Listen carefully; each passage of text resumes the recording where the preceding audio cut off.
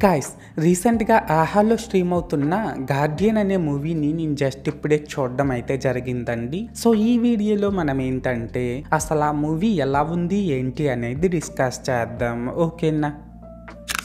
అయితే ఇక్కడ first of all ఈ మూవీలో స్పాయిలర్స్ లేకుండా బేసిక్గా స్టోరీ లైన్ ఏంటంటే గైస్, మన హీరోయిన్ అపర్ణకి ఒక చిన్న రంగురాయి దొరికిన తర్వాత తన బాడీలోకి మీరా అనే అమ్మాయి తాలూకా ఆత్మ ప్రవేశిస్తుంది. సో అలా తన బాడీలోకి ఆత్మ ప్రవేశించడం వల్ల తను ఏది కోరుకుంటే అది సింపుల్ గా జరిగిపోతుంది అన్నమాట.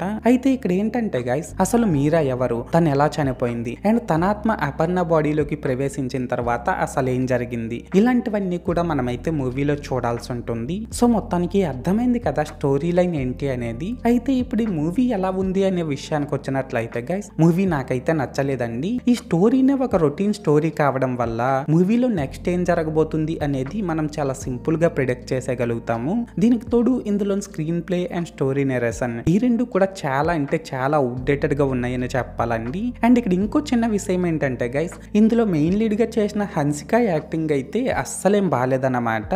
ఫస్ట్ నుంచి లాస్ట్ వరకు ఒకటే ఎక్స్ప్రెషన్ పెట్టింది తనైతే, అండ్ తన మేకప్ కూడా టూ వరస్ట్ ఉందని చెప్పాలి. అలాగే ఇందులోని హారర్ ఎలిమెంట్స్, కామెడీ అండ్ అక్కడక్కడ వచ్చిన ఎమోషన్స్ ఇవేవి అస్సలు వర్కౌట్ అవ్వలేదండి.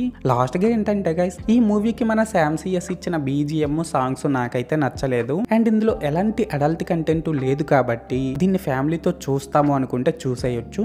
సో మొత్తానికి ఇదన్నమాట మ్యాటర్. అయితే ఇక్కడ ఓవరాల్ గా ఏంటంటే గైస్, ఈ గార్డియన్ మూవీ బాగుందా బాగాలేదనేసి అంటే నేను ముందు చెప్పినట్లు మూవీ నాకైతే నచ్చలేదండి. అండ్ నేను ఈ మూవీకి 5కి 1.25 రేటింగ్ ఇస్తున్నా. సో మీరు కూడా ఒకవేళ ముందే ఈ మూవీని చూసినట్లయితే మీరు దీనికి ఎంత రేటింగ్ ఇస్తారో అది కామెంట్ సెక్షన్ లో చెప్పేయండి, మర్చిపోకండి.